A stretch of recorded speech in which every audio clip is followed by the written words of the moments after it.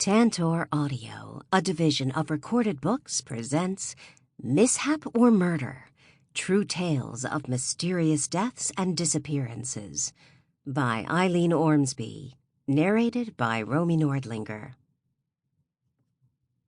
Introduction.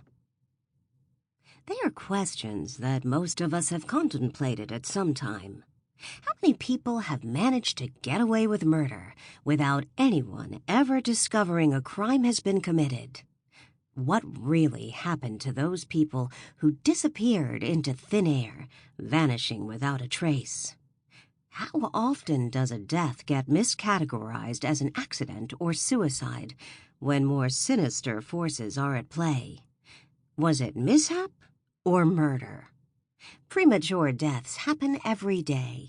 An accident or a sudden unexpected illness or condition such as an aneurysm or heart attack can take a loved one in the blink of an eye.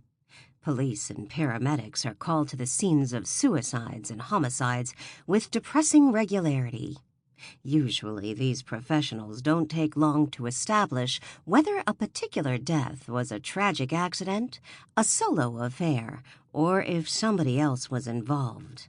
Most murders are solved almost as soon as they occur.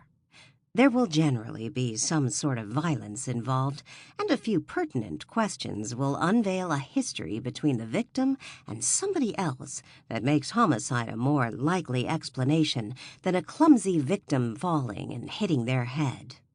Police usually do not have far to look for a culprit, with spouses being the most obvious and common perpetrators. But what if the cause of death is not as obvious as a stab wound, bullet, or strangulation? There are poisons that mimic the symptoms of a heart attack or other medical conditions. If the victim is elderly, overweight, or otherwise in a high-risk category, their death may not be investigated very carefully. When two people are walking along a cliff top, it can be nearly impossible to tell if one of them slipped in a tragic accident or was pushed by their companion. A house fire that ends tragically might be a cover-up for a sinister plot. How can you tell if someone was strangled or died of smoke inhalation if all you have are their charred remains? And what if there is no body at all? In any given year, hundreds of thousands of people disappear seemingly into thin air in the U.S., UK, and Australia. Worldwide, the number is estimated to be in the millions.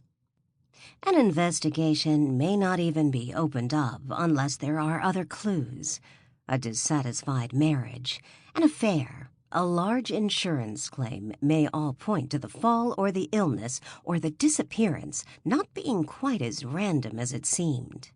If motives are present, if someone stands to profit or is prone to jealousy, an unexpected death is more likely to be scrutinized. Of course, many people have a multitude of motives to kill, but never carry through on their plan. When a homicide or disappearance goes unsolved for many years, it is possible that a diabolical genius carried out the perfect murder and managed to cover his or her tracks flawlessly afterwards. Possible, but unlikely. The real reason many murders and disappearances have gone unsolved or undetected is more mundane. Overworked or inexperienced police simply might not have found the murderer. They check the obvious sources of evidence for the suspects, enter the information into their databases, and move on to the next case. Sometimes they don't have any decent suspects. The woman found dead in her flat, for example, didn't have any reason to be killed, had no family, and was liked by her neighbors. Sometimes the crime simply does not seem to be worth the time of an investigator, especially if there is no obvious lead. Dozens of murders might go unreported and undocumented each year, and if they occur in a place with little or no media interest, where the nearest police station is a couple of hours away, overworked and underfunded, the chance of anyone noticing or recording these events is remote. Some people get away with murder because of lack of evidence. Advances in DNA testing have allowed cold cases to be revisited and closed, solving ancient crimes. But there are others that have no DNA. It may have been burned in a fire, scattered in the sea, or lost over time when it was supposed to be kept in safe custody. Sometimes the circumstances of a crime are complicated by other factors or events that may or may not be related, making investigating the crime more difficult for police. In one tragic case, toddler Jaden Lesky was reported to have been kidnapped in 1997 while in the care of his mother's boyfriend. Police were immediately suspicious of the boyfriend, Greg Domasevich, who was known to be aggressive and unstable, but on that same evening, the house had been vandalized by persons unknown, culminating with a pig's head being thrown through the window. Jaden came from a troubled background and had an erratic life. He was brought up in poverty by people with little formal education or employment prospects, exacerbated by drug use and a life of violence. Jaden's body was found 6 months later, but his murder remains unsolved. In very rare cases, a case will go unsolved because of a conspiracy to protect the killer. This was the case in the 1981 murder of Ken Rex McElroy from Skidmore, Missouri. McElroy was the town bully, but his crimes went far beyond calling people names or kicking sand in their faces. McElroy was a repeat felon whose crimes included assault, child molestation, statutory rape, arson, animal cruelty, hog and cattle rustling, and burglary. The people of Skidmore were terrified of McElroy, who had made the lives of most of the townsfolk unbearable over the years. When he was gunned down in broad daylight in a crowded place, nobody called an ambulance. Afterwards, every witness claimed to be looking the other way, and none were able to identify the gunman. No charges were ever pressed, and the townsfolk seemed to agree that justice had been served. There are many high-profile examples of unsolved murders and disappearances. Entire multi-season Netflix series have spawned water-cooler debates about whether John Bonet's brother was involved, who abducted Maddie, or what happened to Maura. Online communities, such as web sleuths and Reddit, spend hours, days, and months examining every microscopic aspect of these mysteries, dissecting news and law enforcement reports, looking for clues that investigators might have missed. These are the sorts of cases that nearly everybody has an opinion about, and are often the subject of heated arguments. But there are many other disappearances and deaths that don't garner as much attention. This book takes a deep dive into some lesser-known but equally baffling cases. The circumstances surrounding some of these cases are so bizarre they could be a made-for-TV movie script. The first is a current and ongoing mystery about a missing couple in Australia's high country. Normally, the story of an elderly couple going missing while camping would warrant only a few news stories before fading away as a tragic, yet not uncommon mishap.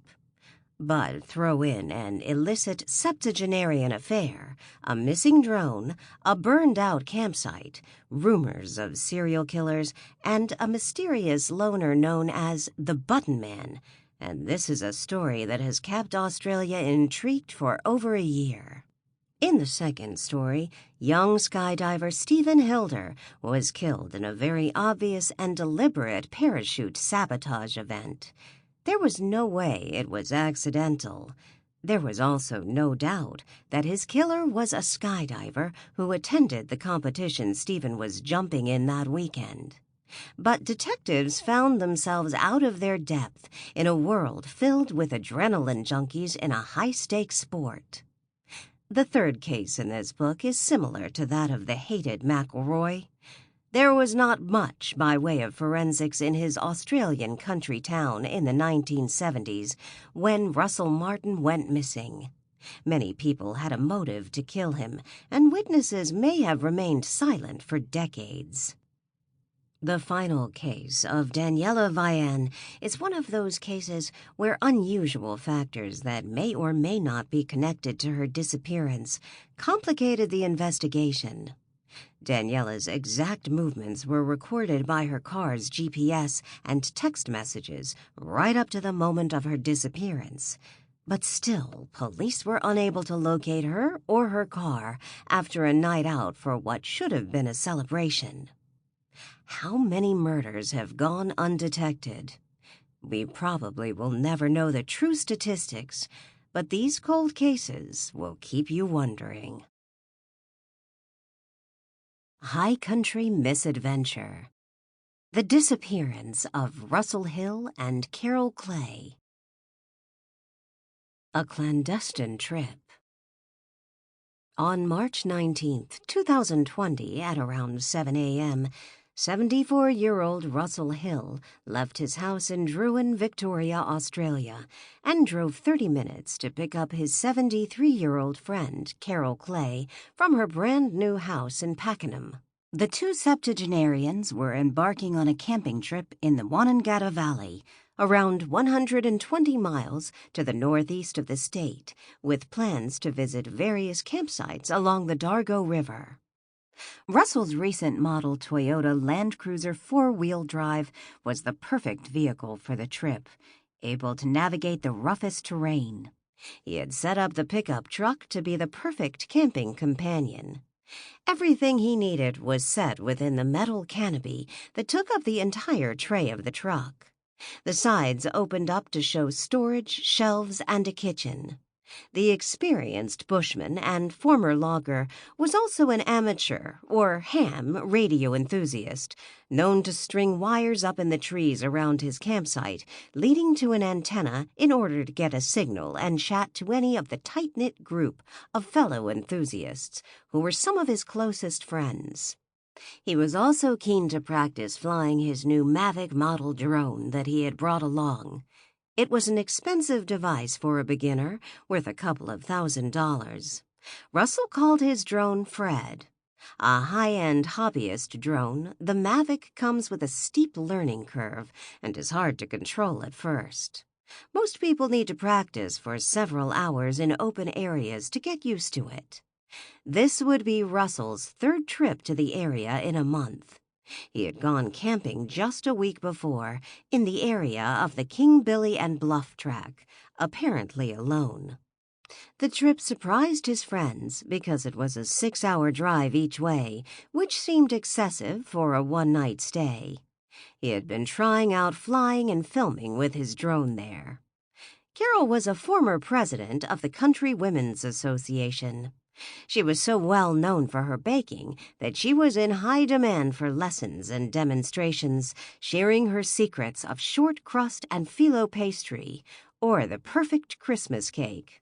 She also worked on a diverse range of programs and was determined to break the view that the CWA was only about old ladies knitting and baking, actively trying to recruit junior members.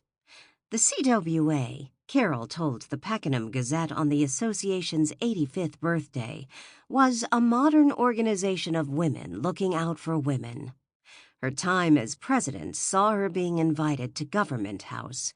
She traveled Australia and the South Pacific to attend conferences and sat on the boards and roundtables of some high-profile organizations.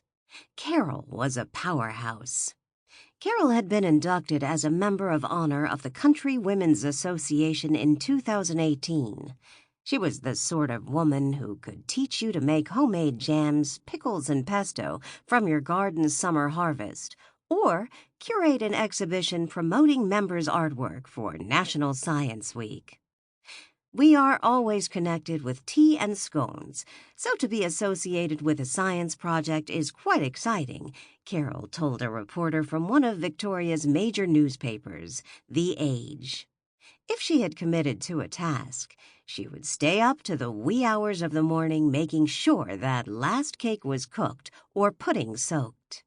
If a friend was sick, Carol would be there every day, dropping off hearty cooked dinners until they got better. Carol's community service went beyond her work in the CWA to volunteering with hospital auxiliaries and the Red Cross, as well as sitting on various kindergarten, school, and tennis club committees. But she was also known to take a lot of pride in how she looked. A glamour queen, one friend said. Her children had grown up and had children of their own, and Carol doted on her grandchildren, proudly showing the latest photos and exclaiming over their newest accomplishments. She had recently downsized her living arrangements to a new house that was conveniently close to shops and train station. Carol and Russell had known each other for most of their lives. Russell and his wife Robin had attended Carol's first wedding some 50 years earlier. This trip, however, was a clandestine one. Neither Robin nor Carol's family knew that they were camping together. Russell had told Robin that he was going camping alone, which he did often. Carol, who had been single for several years and lived alone, told friends that she was going away for a few days, without specifying where. She asked her neighbors to water her plants. She told them to expect her back by March 29th. Many people who knew the glamorous Carol would be surprised to find that she had gone camping at all. She was never without her signature bright red lipstick and was always carefully dressed. Nobody had ever seen her in anything as casual as track pants. Her steel gray hair was stylishly cut in the fashion of ladies of a certain age, so that it showed off the pearl earrings she almost always wore. It wasn't their first clandestine tryst to the bush. The previous month they had camped at Pike's Flat, also in the area known as the Victoria's High Country, and they had been away on several trips before that. Russell had also taken Carol on logging truck journeys before he retired. That Thursday morning, Carol's neighbors saw Russell putting Carol's bags in the trunk of his car. Then the couple set off together, heading for Victoria's High Country. Setting up camp. With its panoramic views and challenging four-wheel drive tracks, the trip to the Onondaga Valley is considered one of the iconic drives in the Victorian High Country. Russell and Carol drove through Lacola, a small town on the banks of the McAllister River, before commencing the more challenging part of the trip, characterized by tracks that can only be accessed with an all-terrain vehicle. That night, they set up camp at Howitt Hut at Howitt Plains, a basic campground popular with horse trail riders thanks to stockyards where horses could be safely penned in for the night. Howitt Hut, almost derelict under a corrugated iron roof, was one of the many huts of the high country built in the early 1900s. It was not their final destination, but rather somewhere convenient to camp overnight before heading into more rugged bushland when they had plenty of daylight. The next day they took the Zika Spur Track, recommended for four-wheel drive vehicles only, into some of the most remote terrain the state of Victoria has to offer. Although the bush is thick going in, the campsite they chose was in a flat open area in a valley ideal for setting up camp and flying the drone. It was a spot-on dry river track, a popular path for bushwalkers and horse riders, and the route that drovers took their cattle from the Onondaga station to the Howitt Plains for summer grazing before the station was closed and the area became a national park. The campsite sat at the junction of the Dry River and the Onondaga River, a short walk from one of the long-drop toilets that serviced campers in the area. That evening, at around 6 p.m., amateur radio enthusiast Russell joined his friends on their usual ham radio hookup. The group, which included his best mate, Rob Ashlin, got together most nights on the frequency 3.675. Russell's call sign was VK3VZP. It was a social thing, but also a way of checking in with each other, especially when they were out bush and out of cell phone range. Russell said he couldn't talk for long as he was setting up camp and it would be dark soon. He also mentioned that he was having trouble with his radio. Nevertheless, he sounded upbeat and positive. He promised he would call in again the next evening at the same time as usual. He didn't mention that he was camping with Carol. Most of his friends were old-fashioned, and some knew Russell's wife, Robin, and would not approve of the situation. Friends called Russell a fastidious camper who knew exactly what he had and where it was stored. He would tidy things away and put them back in their assigned spots. Like many camping enthusiasts, he had put together the perfect configuration over the years, and every time he camped, the setup was the same. His 2017 70 Series Toyota Land Cruiser was considered by many four-wheel drive enthusiasts as a premium off-road vehicle. He was safety-conscious and aware of the dangers that lurked in the rugged and unforgiving Australian bushland. His single-cab truck was specifically set up for camping, and he was proud of it. Carol, on the other hand, was not the sort of person that people imagined would enjoy camping at all. She probably let Russell set up their site just the way he liked it. Tent with an awning, a separate toilet shower tent placed a few feet away, fold-up chairs, and a table. Carol's job would have been preparing and cooking the food, a task at which she excelled. The picturesque Onondaga Valley, with its rolling hills and challenging hiking tracks, is part of the Alpine National Park. It's a nice place to visit and a nice place to walk, and, importantly for these campers, secluded and private. The paths in and out of the valley could be treacherous, meandering into the bush via steep and rugged terrain, rocky with thick undergrowth and plenty of places to potentially get hurt. Not far away from where Russell and Carol set up camp was Onondaga Station, infamous for being the scene of a dramatic and still unsolved murder mystery in the early 1900s. Books and historical plaques placed around the area regale the tale of the cattle station manager who was shot dead, and the station cook who was the prime suspect. The cook was not tried for the crime, and several months later he too was found with a bullet in his head. The murders remain unsolved to this day. They were not the last mysterious deaths to occur in this section of Victoria's High Country. Mysteries of the High Country. This is very unforgiving Australian bush. It can swallow people up. Greg Paul, Victoria Police Search and Rescue Squad, Press Conference, May 1st, 2020. The High Country, as it is known, is an area in northeast Victoria, Australia, of mountainous bushland and rivers that range from raging to a trickle, depending on the time of year. The rugged country was made famous by The Man from Snowy River, first a poem by laureate Banjo Patterson, then later a successful Australian film starring Kirk Douglas and Tom Burlinson. It is known as Brumby, Wild Horse Country, and for its horse trails, dirt bike riding, hiking, and fishing. It is rich in history, with tales of Brumby wrangling cattlemen and bushrangers during the Gold Rush era. It is home to Victoria's highest mountains and is used for skiing during the winter season. Many parts of the high country become completely inaccessible during the colder months, and the tracks are closed off to visitors. There are dozens of campsites, ranging from large, popular ones that are not far off the road and have mobile phone coverage and toilets that are cleaned regularly, to those that are walk-in only for more adventurous campers.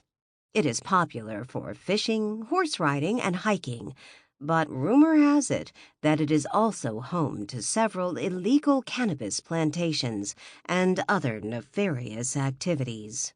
The bush is so dense that they can be easily hidden from nosy neighbors and even helicopters and drones. It's an area where thousands of people go camping every year without incident. At worst, the family dog might be bitten by a snake, or a child suffer mosquito bites or the sting of a Christmas beetle, but it is also an area where there have been several mysterious disappearances over the years. In 2008, father of two and experienced hiker Warren Meyer took off from Dom Dom Saddle parking lot for a 6-mile walk. He was well prepared with a fully charged phone, GPS, food, and water. He has never been seen since. A state emergency services volunteer said, "Although it was rough terrain through the area, it didn't seem an impossible spot, and if he truly was as careful as we've been led to believe, and as experienced, it did seem very odd. I was there for some of the search and know firsthand there was simply no clue anywhere, no indication. It was like he'd never existed." Police later speculated that Warren had stumbled across an illegal marijuana plantation and was murdered and buried in the bush with earth-moving equipment. However, no arrests were made, nor persons of interest identified. In 2011, former governor of Barwon Prison David Prideaux disappeared while on a hunting trip with his brother-in-law in Alpine National Park. Barwon was one of the toughest prisons in the country, and many people speculated his disappearance had something to do with the recent murder of notorious inmate Carl Williams. Following an inquest, the coroner found no evidence of foul play and ruled it likely that David died from a serious accident or medical causes. His body has never been found. In July 2019, 72-year-old Conrad Whitlock's car was found near the ski fields of Mount Buller. The strangest thing was that he had no reason to be out there. He hadn't told anyone he was going, and he would not have been up to hiking in the area due to his ill health. He was scheduled to have scans done because he'd been suffering from headaches. He may have become disorientated, possibly due to the medical affliction he was experiencing, and either fell or walked into the bushland and succumbed to the elements. It is unlikely he could have made it far in that terrain if he had a medical episode, and the search and rescue teams found nothing. Some speculated that wild dogs could have disposed of the body. A massive manhunt found no trace of him. In October 2019, fit and experienced hiker 39-year-old Niels Becker disappeared after setting out on a solo 5-day hike in the Alpine National Park. He had reportedly been preparing for the hike for months and was familiar with the Victorian high country. A team of police and volunteers scoured the area, but no sign of Niels was found. It's possible that he fell, got lost, or was injured and perished due to exposure. Inexperienced hikers can quickly succumb to the elements in the dense and unforgiving high country. It would not take long for hypothermia to set in. If the local wildlife found a body, it could be torn apart, eaten, and taken far away, making finding the corpse near impossible. However, when bodies are never found, relatives and police are left with the unsettling possibility that the disappearances may have more sinister explanations. Moreover, when there are several unexplained disappearances in a particular area, the public begins to ask whether it is possible a serial killer is roaming the mountains. A burned-out campsite. At around 2 p.m. on March 21, 2020, a hiker who had been camping at another spot near the Wanangata station came across an unusual scene. At a remote campground at Dry River Track, a pile of ash and the twisted remains of barely recognizable camping equipment formed a blackened pyramid next to a scorched but otherwise undamaged four-wheel drive vehicle. The fire had been severe, obliterating chairs, awning, tent, and everything in it. Flames had licked the nearby white Land Cruiser, blackening part of its white exterior, but the damage appeared to be superficial. A toilet tent set up nearby had escaped the inferno. There was no smoke or smoldering embers, and the ash was cold to the touch, suggesting the fire had been out for several hours. Sample complete. Ready to continue?